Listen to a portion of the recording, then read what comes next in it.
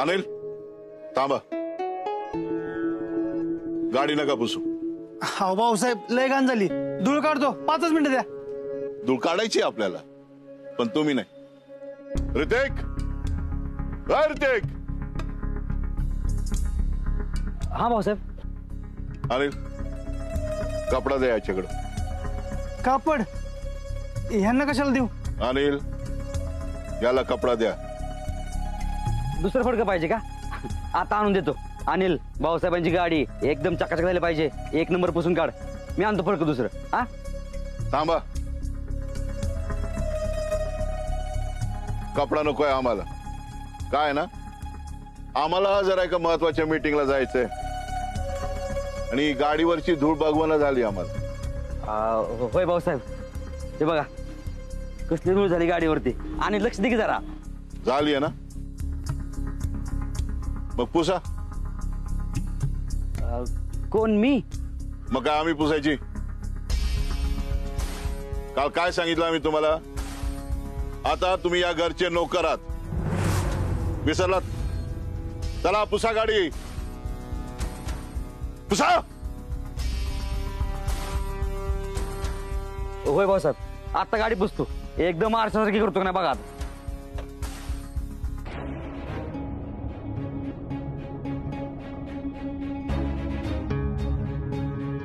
ऋतिक दादा, दरवाजा राहिला मग. होय का? पुसतो. आवाज जरा जोरात पुसा की. अहो जरा हळू, म्हणजे स्क्रॅचेस पडतील ना गाडीवर.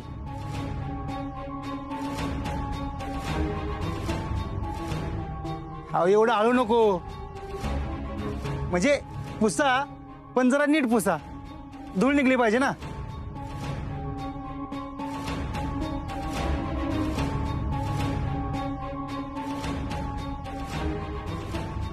ऋतिक दादा, डिस ती पण जरा चकाचक करून घ्या. भाऊसाहेबांना जाऊ दे, बघतो तुझ्याकडे. काय बघणार? सोनं लागले का त्याला? ती टायरवरची धूळ पण पुसायची. आम्हाला टायरवर पण धूळ चालत नाही. होय भाऊसाहेब. नीट पुसा. भाऊसाहेब, ते वरचं मी पुसलं पाहिजे ना.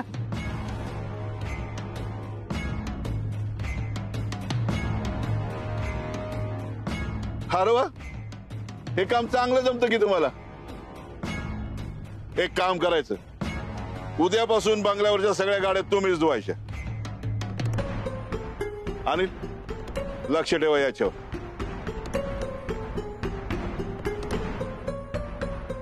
ती रायाची दुसरी गाडी ती पण आहे. आलोच मी.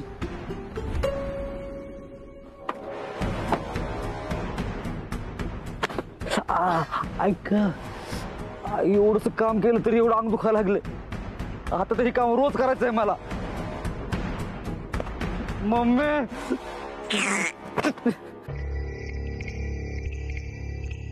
नाही ग, काहीतरी करायला लागेल, नाही तर तरुणपणात हाड मोडून घ्यावी लागतील. भाऊसाहेब. बोला. भाऊसाहेब, तुम्ही खूप चुकीचं करताय. हे तुम्ही आमच्यावर अन्याय करताय. आम्हाला हे सगळं काम करायची सवय नाहीये. मग सवय करून घ्यावी लागेल. नशीब समजा यांनी तुम्हाला घरात ठेवलंय, नाहीतर बाहेर अन्न पाण्याला महाग झाला असतात. मी नसते झाले, मी माझ्या डॅडकडे गेले असते. आणि तसे या सगळ्यात माझी काय चूक आहे?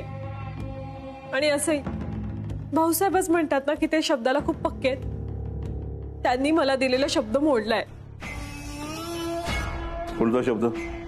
अंतरा, अगं पुरी नग काय बोलूस. नाही आत्या, बोलू दे मला. ऋतिकशी लग्न व्हायच्या आधी यांनी मला शब्द दिला होता की हे मला या घरात काहीच कधीच कमी पडू देणार नाही आणि इथे माझी काळजी घेतली जाईल. एवढंच नाही तर मला हेही म्हणाले होते की कृष्णासारखीच वागणूक मला या घरात मिळेल. भारीच डाव टाकला की हिनं तर. तो शब्द विसर आता अंतरा. तेव्हा आम्हाला कुठं माहिती होतं तुझ्यावर दया दाखवून तुला या घरात आणल्यानंतर तू या घरच्या सुनेच्या मरणावर टाकणार आहेस. नाही आत्या, भाऊसाहेबच म्हणतात ना की विधात्याने शब्द दिला की दिला, मग तो शब्द पाळण्यासाठी ते जीवाची बाजी पण लावतील. मग ते माझ्याच बाबतीत शब्द का मागे फिरवतात? त्यांनी त्यांचा शब्द पाळलाच पाहिजे.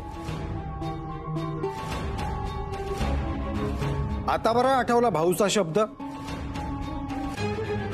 कृष्णाविरुद्ध कट कारस्थान करताना नाही आठवलं का काही? तेव्हा डोक्यात हा विचार नाही आला का की भाऊला काय वाटेल? नाहीतर काय, या घराकडनं विधात्यांकडनं सगळ्यांना बऱ्याच अपेक्षा असतात. पण या घरासाठी विधात्यांसाठी काहीतरी करावं, त्यांची उपकाराची जाणीव ठेवावी असं नाही वाटत कुणाला. मला उगीच बोलायला लावू नका. दिली ती शिक्षा भोगा, नाहीतर चालू पडा इथनं. तुम्हाला सगळ्यांना खरंच असं वाटतं का की मी या कटात सामील होते म्हणून? या घराने, इकडच्या माणसांनी मला खूप काही दिलंय, मग मी काय या घरातल्या सुनेच्या जीवावर उठे? मी असला घाणेरडा विचार माझ्या स्वप्नातही करू शकत नाही. मला गुलियात्याला साथ नव्हती द्यायची, पण तिने जबरदस्ती मला या गटात सामील करून घेतलं. मला भीती वाटत होती की मी जर तिला साथ दिली नाही तर माझं आणि ऋतिकचं लग्न ती मोडेल. कुठली सून तिच्या नवऱ्याच्या आणि सासूच्या विरोधात जाऊ शकेल? सांगा ना मला. मला माफ करा, मी त्यांच्या दबावाला बळी पडले. ही एवढी पलटी मारल असं वाटलं नव्हतं. अंतरा, मग हे सगळं घडत असताना तुम्हाला त्यावेळेस का नाही सांगितलंस? रंजनात्या, मी कसं सांगणार होते ग? मी खूप घाबरले होते अगं. परत माझं लग्न मोडलं असतं तर मी कुठे गेले असते, काय केलं असतं? माझं लग्न वाचवण्यासाठी मला तिला साथ द्यावी लागली. आता मला माफ कर ग भाऊसाहेब, मला माफ करा, माझी चूक झाली.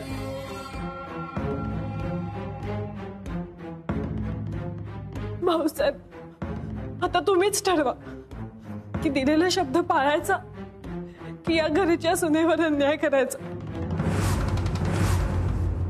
आम्ही तुम्हाला शब्द दिला असेल तर तो आम्हाला पाळलाच पाहिजे. आता तुम्ही म्हणताय की यांनी तुम्हाला जबरदस्ती या कटात सामील करून घेतलं, तर आम्ही तुम्हाला माफ करतोय. पण आमचा याच्यावर अजिबात विश्वास नाही. आता हे खरं खोटं करायला आमच्याकडे सध्या तरी वेळ नाही. सध्या आम्ही फक्त तुमच्या डोळ्यातल्या आसवाकडे बघून तुम्हाला एक संधी देतो, पण ही शेवटची संधी. आम्हाला जर आज उद्या कळलं की तुम्ही या कटात सहभागी आहात, या घराच्या वाईटासाठी तुम्ही काही केलं आहे, तर आम्ही तुम्हाला अशी शिक्षा देऊ ना ज्याचा तुम्ही विचार सुद्धा केला नसेल. भाऊसाहेब, मी तुमच्या विश्वासाला कधीच तडा जाऊ देणार नाही. हवं तर तुमचा विश्वास नसेल तर मी आता तुम्ही दिलेली शिक्षा भोगायला तयार आहे. काही गरज नाही. तुम्ही या बंगल्यात येऊ शकता, पण फक्त तुम्ही, दुसरे कोणीही या घरात येऊ शकत नाही. ठीक आहे भाऊसाहेब, मी आत्ताच आणते सामान. आता असं वाटतंय पहिली हिचीच सुपारी द्यायला पाहिजे होती.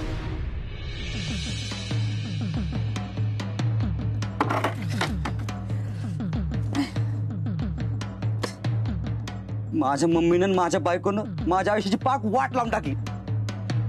खरं तर यांच्या दोघींच्या मध्ये पडा नव्हतं पाहिजे मी कधीच.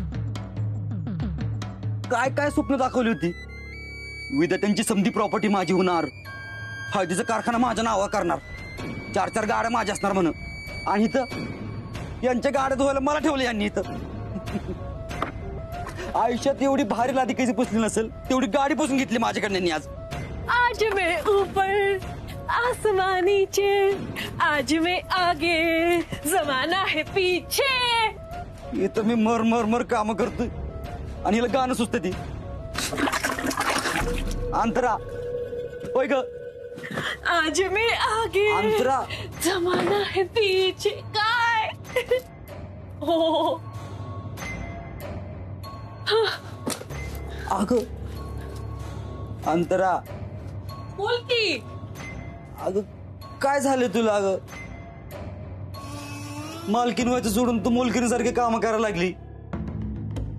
मला यांच्या गाड्या धुवायला लागल्या. अंतरा त्यांनी आपल्याला इथं पडवीत राहायला जागा दिली. किती सहन करावं लागतं आणि तू खुशाली तर गाणं गाते होय.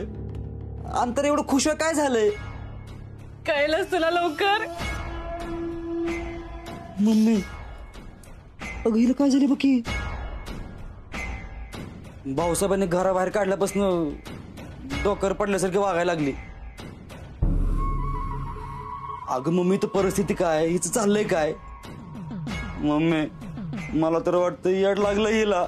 हिला याड नाही लागलेलं, हिनेच आपल्याला येड्यात काढलंय. अंतरा हे अंतरे, तू एवढी आतल्या गाठीची आणि एवढी स्वार्थी असशील का नाही असं वाटलं नव्हतं मला. अगं मम्मी काय? ए, तू गा. तिथं समद्यांच्या समोर समदा आरोप माझ्यावर ढकलून हात झटकून मोकळी झालीस मी ग. मम्मी अगं तू गा. मी जी काय केलं त्याच्यात अर्धा वाटा तुझा बी आहे आणि ही तुला चांगलंच माहित आहे. मम्मी अगं तू ऐक. तुला गप्पच म्हणलंय मी. आणि तरी बी खोटं बोलून आमच्या दोघांना समजा दोष देऊन फक्त स्वतःची शिक्षा माफ करून घेतलीस मी. अंतरा म्हणजे तुझी शिक्षा माफ झाली? मम्मी हिला बंगल्यात राहायला परवानगी दिली होय? विचार की तुझ्या बायकोला विचार. अंतरा काय काय तू- दिली नाहीये, मी मिळवलीये माझ्या हुशारीने. ह्याला हुशारी नाही, ह्याला लबाडी म्हणतात. आत्ता जर मी सांगितलं का नाही जाऊन त्यासनी की कृष्णीची सुपारी ज्याला दिली होती तो गुंड कुणाचा होता तर दुसऱ्या सेकंदाला तुला तिथनं बाहेर हाकलून देतील. कळलं ना? हाय का आता असं थोडी अशी वागणार तू आता? ऋतिक बघ ना, मी काहीतरी चांगलं करायला जाते आणि आत्ता माझ्याशी कसं वागते. मम्मी माझ्या बायको बद्दल असं बोलास ना. हे तुझं तोंड बंद कर बर का, नाहीतर गाल लाल करून ठेवीन बघ. काय चांगलं केलंय रे हिनं? हा फक्त स्वतःच तेवढं चांगलं करून आल्या आणि आपलं काय? गुल्यात्या आता तूच मला सांग, आपल्या तिघांना या क्षणी एकत्र या बंगल्यात जायला मिळणार आहे का? नाही ना. म्हणून मी एकटी गेले आणि आता मी एकटी गेलीये तर हळूहळू तुम्हा दोघांना आतमध्ये घेणारच. आणि तसंही कृष्णाला धडा शिकवायचा असेल तर त्या बंगल्यात आपल्यातलं कोणीतरी असणं गरजेचं आहे. मी आतून तिला धडा शिकवते, तुम्ही बाहेरून हे घर पोखरा. म्हणजे लवकरात लवकर आपल्याला या कृष्णेला घराबाहेर काढता येईल. होय, आयडिया तर चांगली आहे पर समद आपलं ठरल्याप्रमाणे व्हायला पाहिजे. हो आत्या, आपण ठरवलंय तसंच होणार. आणि मी काय तुझ्या शब्दाबाहेर आहे का ग? आणि जायचा विचार बी करू नकस. गुलीच्या शब्दाबाहेर जाण्याची लय मोठी किंमत चुकती करायला लागत्या. ह्या युद्धातेसनी ह्या अनबारीला अशी किंमत चुकती करायला लावणार आहे का नाही की त्यांच्या आयुष्यभर ध्यानात राहील. आता आपण इदा त्यांच्या विरोधात असं काही कटकारस्थान करूया का नाही की एक दिस ह्यो बंगला आपला आणि ही पडवीत त्यांची असेल.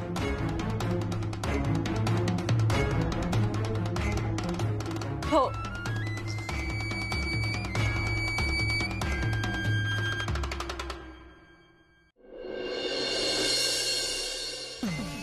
देवा, आय आय आय आय ग. आयुष्यात कधी काम केलं नसल एवढं काम आज रंजनी करून घेतलंय माझ्याकडनं, ती बी एका दिवसात. प्रतीक लय अंग दुखतंय र माझं. मग मी काय करू? काय करू म्हणजे? अरे तुला जरा तर लाज वाटते का असं बोलायला? अरे तुझ्या आईचं अंग दुखतंय, मग उठावं, तिची जरा सेवा करावं, तिचं अंग दाबून द्यावं, नाहीतर काय असलं काय कळतंय का बघ की तुला. उठ चल, माझं अंग दाबून दिवायचं. मम्मी मी नाही काय करणार, जा तिकडं. आणि तसं बी माझं बी अंगले दुखतंय आज. मम्मी तुझ्यामुळं, फक्त तुझ्यामुळं भाऊसाहेबांनी मला आज गाडी पुसायला लावली. म्हणजे एवढीशी गाडी पुसली तर तू लगेच एवढं दमलायस मी. अनार तुझ्या आई इथं दिसभर राबत्या, मरमर मरत्या. उठ चल, सेवा करवायच माझी. मम्मी सांगितलं नाही करणार ते. एक तर तू केलेल्या कटकारस्थानामुळे माझ्या संसाराची पाक वाट लागली आहे. अरे आता मी काय केलंय? तुझ्यामुळे मला इथं आणि त्या अंतराला बंगल्यात जाऊन झोपावं लागतंय. म्हणजे ह्याची काळजी हवी तुला, हा? आईच्या दुखण्याची नाही. अरे माझा पिल्यान जर फसला नसता ना, तर आज एकदा त्यांच्या घरावर राज्य केलं असतं आपण. आणि मग तुम्ही दोघं नवरा बायको सुद्धा मला ती करत आला असता. मी जी काय केलं ती तुमच्यासाठीच केलं नव्हतं का? अरे ऋतिक, मला बी वाटतं माझा पोरगा रायासारखा 5-5 कारखान्यांचा मालक पाहिजे होता. माझ्या सुनेचं त्या कृष्णीसारखं त्या घरात समज चालाय पाहिजे होतं. पण नाही, तुम्हाला काय कदरच नाही रे त्याची. आणि तुझ्या बायकोने बी स्वतःचा फायदा करून घेतला निसता आणि जाऊन झोपली आरामात तिथं बंगल्यात. आणि तुला तर काय आईची सेवा करावं, नाही तर काय असलं काय नाहीच. जाऊ दे तिकडं, माझंच नशीब फुटक. आणि काय म्हणलास, तुमच्या दोघांची ताटातूट केली ना मी. जा मग, जा तू बी तिच्या जवळ. चल चालता हो इथनं. अगं तसं नाही मम्मी. मग कसं र, अजिबात बोलू नकस. जा जा तू बी इथनं. बघू घेते का तुला ती बंगल्यात. ह्या जगात कुणी कुणाचं नसतंय म्हणते ती का नाही, तेच खरं आहे. मम्मी आता अंतर गेली ना बंगल्यामध्ये, ती बरोबर आपल्याला बोलून घेते का नाही बघ. आणि तसं बी तिचं समज प्लॅन यशस्वी होतात. मम्मी ते बघितलं नाही का, भाऊसाहेबांनी कसं शब्दात पकडलं तिने, बराबर तसा प्लॅन करेल काहीतरी. करायलाच पाहिजे बाबा, नाहीतर या पडवीत आयुष्य कसं काढायचं, मला तर काय जमायचं नाही बाबा. हा मम्मी, आपण नाही शांत बसणार, पण आता शांत झोपू दे मला. अरे कसलं पोरग माझ्या पोटाला जन्माला आलंय.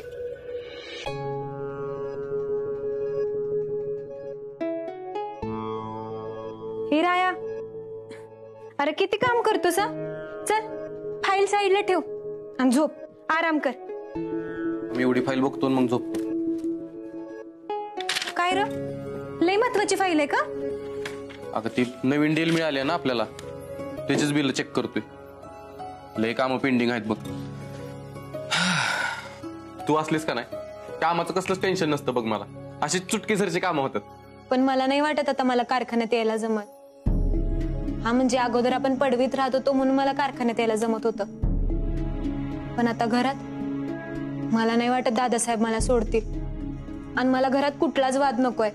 एकतर आपण दादासाहेबांच्या मनाविरुद्ध बिनलग्नाचे या घरात राहतोय, आणि कारखान्यात गेलो तर ती. कृष्णा, तुझी काळजी मला समजते. त्यातनं काहीतरी मार्ग काढावा लागेल. मला तर बाई कुठलाच मार्ग दिसेना झाला. असा कसा मार्ग दिसेना? तूच म्हणतेस ना, प्रत्येक अडचणीवर मार्ग हा असतोच, फक्त ते आपल्याला शोधला पाहिजे. दादासाहेबांकडनं परवानगी काढायचं माझं काम. तू नको टेन्शन घेऊ. चल, उशीर झालाय, उद्या सकाळी कारखान्यात पण जायचंय. झोप बघू, चल उठ. दादासाहेबांना कसं? कृष्णा, तुला सांगितलं ना मी, परवानगी मी काढतो म्हणून. चल उठ उठ उठ उठ, चल झोप इथं.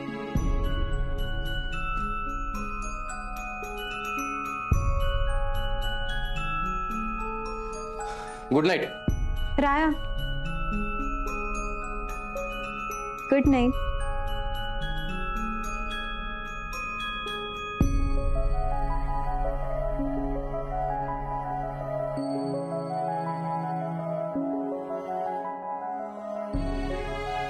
लई कारखान्यात मालकीन म्हणून मिरवायची हौस आहे ना तुला. नाही एक दिवस कामगारांसारखं वागवलं ना तर नावाची गुली नाही मी.